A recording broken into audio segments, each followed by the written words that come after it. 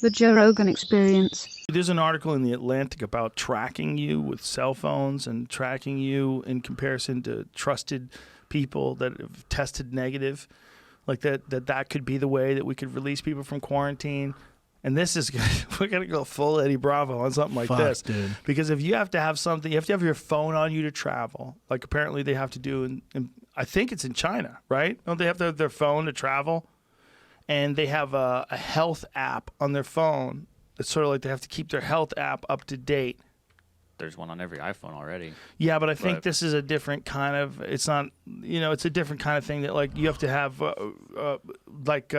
you have to been certified that you tested clean for COVID, and then it's on your phone. Digital certificate or something. Right, Something yeah. like that, yeah. Something like that. I'm fine with that. And that, dude, you can't be, because then they can restrict your travel just based on whether or If not you're sick, though? But yeah, but here's the thing. We've always just accepted that people can be sick, and we prefer freedom over 100% safety. We've always accepted that We're not people doing can have that the now, cold. Joe. We're not doing that now.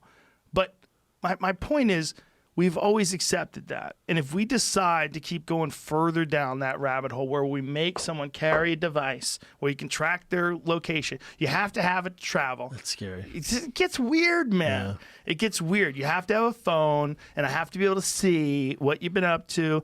What have you been partying all night? And you go to the airport, and they're like, I think you have cancer. Like, no, I just did coke. Yeah, I'm just fucked up. Eat your vitals. They're like, I think you're dying. Like, no, I just been up. Dude, I've been hammered all night. I haven't gone to bed yet. I've got high blood pressure. Going back to see my family, I ate please. at Denny's. Yeah. I'm trying to go home. Yeah. I want to go home. I'm sleeping for 3 days. Yeah. And they're like, you're sick. We need to quarantine you. But that's a poor example just for humor. But Still, there's though. a slippery road. If you tell people they have to have a phone everywhere they go, right now you don't. You could have a driver's license or a passport, and you can get on a plane and you're fine. You don't have to have a phone. You don't have to have a phone right now. And I'm not saying you shouldn't have a phone, but I'm saying if someone's going to tell you that you have to have a phone everywhere you go, things are going to get slippery. But what if they're going to be able to track you 100%? But what if it's just like the way you scan your boarding pass? What if you scan to make sure you're healthy?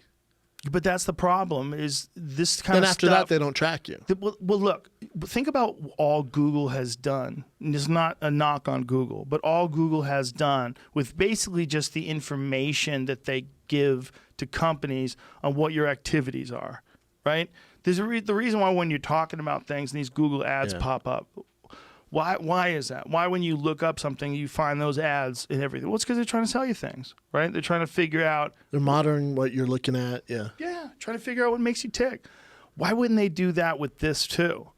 Why wouldn't they do that with this too? Why wouldn't, like, if you could track people, if you could track, who's going to pay for all that software and all that stuff? Like, well, we'll just put a few ads up. Would you rather be quarantined? But imagine. Would you rather be quarantined?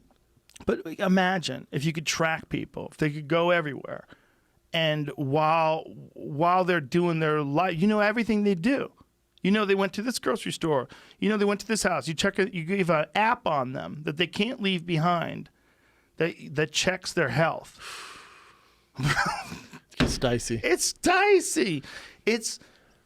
There should never be a group that has more power over an individual rather than another individual. It's not like the thing about having a massive group that can tell one person that they can or can't do something is it can be abused.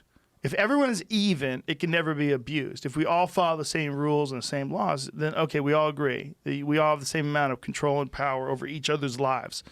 But as soon as you have more control than the person who you're monitoring, then things can get weird. It's just natural. People are weird. They control people. They like controlling people. They like abusing power. A lot of people that have power abuse power. Fuck.